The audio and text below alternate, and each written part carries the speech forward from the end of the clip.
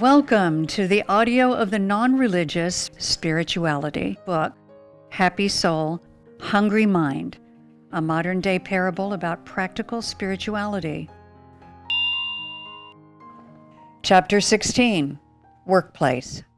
Rishi decided to delve further into Travis's mind. Gesturing in a circular fashion, Rishi asked, Travis, do you feel like a hamster in this rotating wheel at work? Working all the time, non-stop? Travis slowly nodded. It's a startup. If I don't put in the time, it'll never take off. You think about the company all the time? 24/7. Even when you're with Cindi? She understands, though.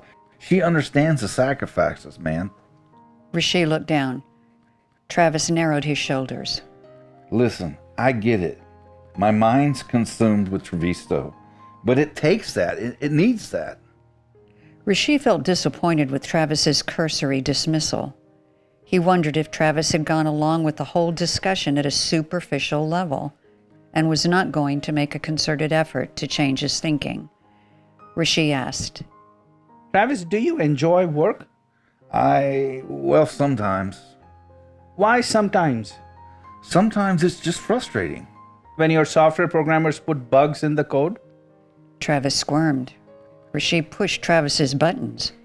When investors don't invest? Travis looked away. Rishi looked intently. When customers refuse to see the value proposition? Travis twisted his arm back and forth. Going to roast me on the coals next? No, Travis, I'm not roasting you on the coals. But think about this. Imagine Michelangelo or Einstein working, and you working.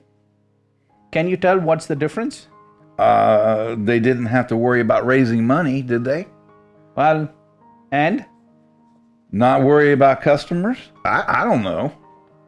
I have a feeling they did their work without expectations of success or failure. Remember we talked about that? Yeah. Because they did their work with a calm mind. They were always in their zone. When we are frustrated and anxious, I know that. How do I fix that? by removing the fear. Remove the fear, Travis.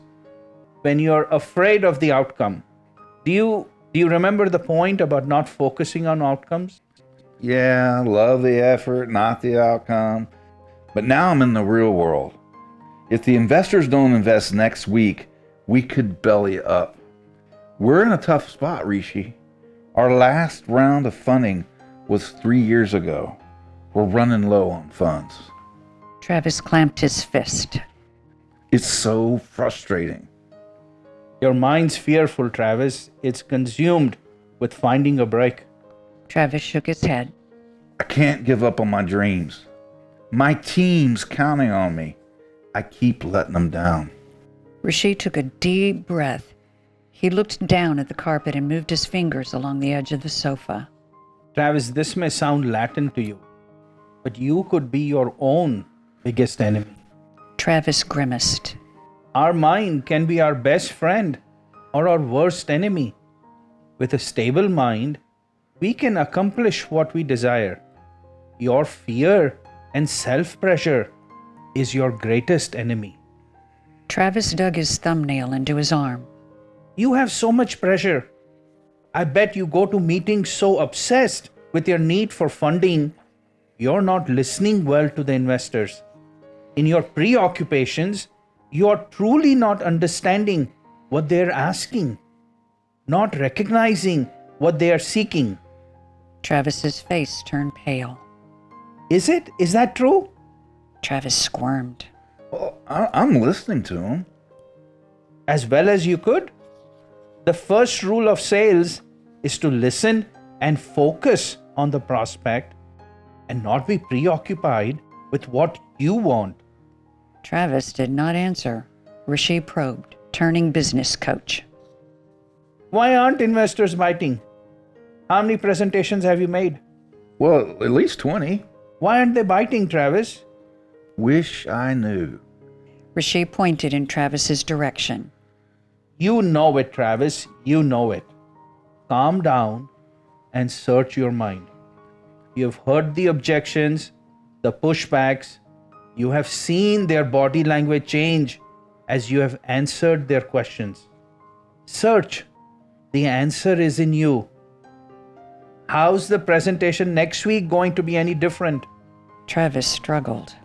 More. More features and functionality in your apps? Travis scanned the floor.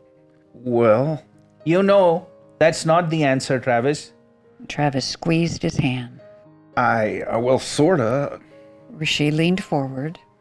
Then why focus on adding more features? Travis looked surprised. How do you know? It's a hunch, Travis. I know you. I remember the trouble you were having before I had you join my team at Ixor. Travis felt his energy drain. Travis, the problem is you have never understood yourself. You're the consummate engineer, a perfectionist in love with your creations. You don't want to sell. You believe investors should see value in Travisto because your apps are so perfect. But no investor cares about the apps as much as you do. They want to know how the business will accelerate. They want to find out if you're a businessman or a technologist. Am I wrong? Travis lowered his eyes. No. Is that what's happening with Travisto? I used to give you candid feedback. Is that the reason you didn't stay in touch? No. Travis looked away as if Rishi had caught his secret. Travis ran his hands through his thick hair. I don't know, Rishi. I don't know. I'm trying so hard. Remember this, Travis.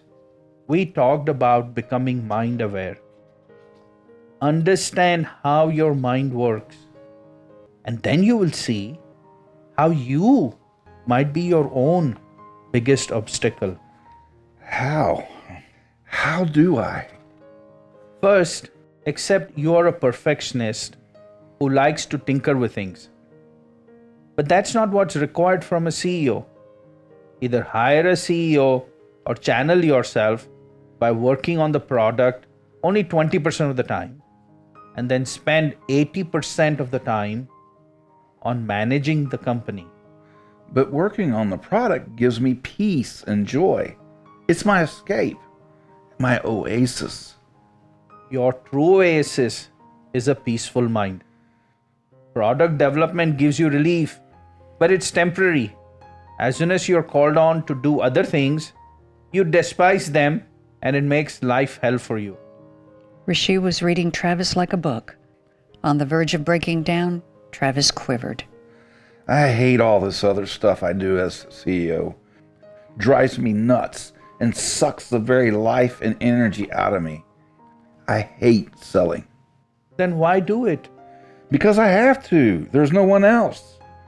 I'm a small company. Stop torturing yourself, Travis. Rishi spoke as if he was holding Travis by his shoulders. Understand your strengths and focus on them. Don't fight yourself. Do you have a salesperson on the team? No, Then hire one. I can't afford one. Then partner with one or hire one on a commission or equity basis. Let them do the selling to investors and customers. But they won't have the conviction that I have. You know this. Founders are the best salespeople. Don't get caught up in everything you've heard. It's true, many founders are great at selling, but don't hold yourself to other standards. Rishi leaned forward.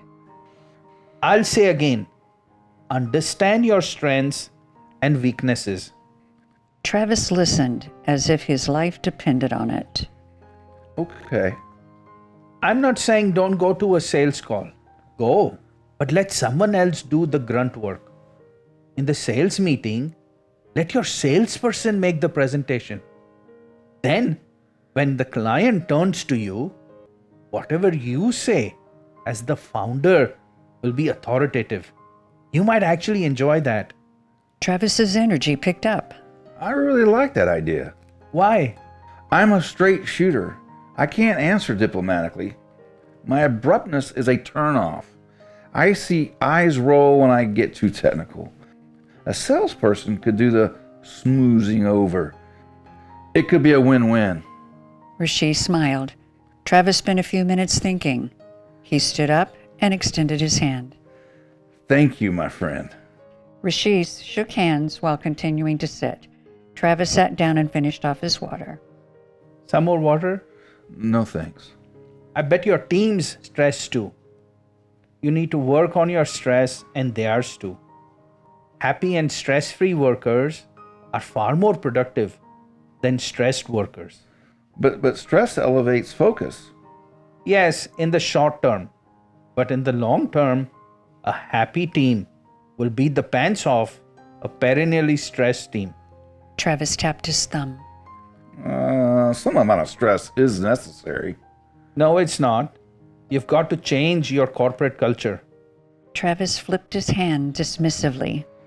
We'll worry about the culture once we get the funding. Rishi did not like the answer and the gesture. He stood up to stretch his legs. He walked over to the windows and slowly paced along the windows, looking out. Travis stole a glance at his emails. He gritted his teeth in frustration and was about to reply when Rishi said, One of my challenges is to transform my company. Travis put the phone down. In what way? The corporate culture at Hintech. Sucks. Rishi grimaced. Yeah, it does. And that bothers me. Workplaces have such an uninviting, watch your back culture. In all my years in the corporate world, one thing that struck me is how internal politics plague the workplace. I hated it. That's why I prefer a small firm. Sure, but as Travisto grows, you'll have your share of it. Oh, we'll fight it. Travis closed his fist. It's a tough fight. I'll tell you, it's a tough fight. I have over 2,000 consultants in my delivery team, so it's a bit of challenge for me. Whoa, didn't realize that many people report to you. How are you going to change them? You were very good at Exor. You cut the crap, saved my butt from being thrown out plenty of times. Wish I could have done more. Scott loved creating internal tension between teams. He felt it brought out the edge in people. I expected a lot more from him as a CEO. You know, he was a jerk. Now. Rishi took his seat. He was. Well, he was super competitive and wanted everyone else to be the same. Scott's problem was he lacked empathy. He wanted growth and didn't care if people burnt out. That troubled me. Rishi shook his head. I tried so many times to convince him otherwise, but I failed. So what are you telling your troops? We're in a competitive marketplace. Clients treat our services as commodities. Doesn't sound like fun. It isn't. Hintech acts like a body shop. And then my peers wonder why our people have no loyalty. If the economy softens, we're happy to let them go at the drop of a hat. We have become so transactional in our thinking. Buddy, it's capitalism, man. Yeah, it's ineffective capitalism. We spend so much of our lives at work, and yet we have stripped away human values. I'm trying to get management to start caring. Care about our people. They're not numbers on a spreadsheet. They're souls. I told them, we as the management team are creating a shallow, superficial organization. And we are becoming shallow and superficial ourselves. What did they say? Well, my boss, Veera, she's the CEO. She's a very nice woman. And she's responding to what I'm saying. But the rest of the team is super cautious because they fear it will hurt the business. Won't it hurt the business? Not if I can help it. If the management team genuinely cares, our team members will recognize that. Then we can ask them to care. For themselves? Care for the customers. Because we are in this cutthroat business, we don't care for our clients. And because our clients see us as a necessary evil, they don't care for us. It's a mechanical, transactional relationship. Travis moved his hand through his hair. Will caring make more money? No, clients won't pay us more or negotiate less because we care. Wearing his CEO hat, Travis said, Then it's a waste of time. If we care, it will reduce stress and anxiety in Hintech. It won't be a waste of time. Slowly, it will lead to stronger relationships, My message to clients at the conference was, we'll genuinely care for you, and you must care for us. Let's get past this transactional relationships. Let's form a true partnership. And Rishi, what was the response to that? They liked it. Seriously? The touchy-feely stuff? Yes, the touchy-feely stuff, Travis. You know what's awesome is so many of them said, until now, no executive from Intech had been so open about the issues and acknowledged what was missing from the relationship. You sure they weren't just being polite? Rishi narrowed his brow. I hope not. Rishi touched his chest. We are spiritual beings, and we spend so much of our lives at work. We must treat each other right. Wow, is that utopian? Accountability and profits are important. Travis's phone vibrated, but he ignored it. Of course they are, but so is the culture. We must change our workplace culture. I need to do it in my company, and you need to do it in Travisto. Travis stood up abruptly and walked to the windows. Rishi felt something was amiss. Travis held the sheer curtains between his fingers, moving his fingers back and forth rapidly as he continued looking out. Then Travis turned to look at Rishi, his face red. Everything okay, Travis? Travis took a moment to answer. Rishi, I appreciate all this talk about corporate culture and all the discussion about spirituality, but... Rishi went, "Oh no," in his mind. But as calmly as he could, disguising his apprehension, he asked, But what? Travis shook his head.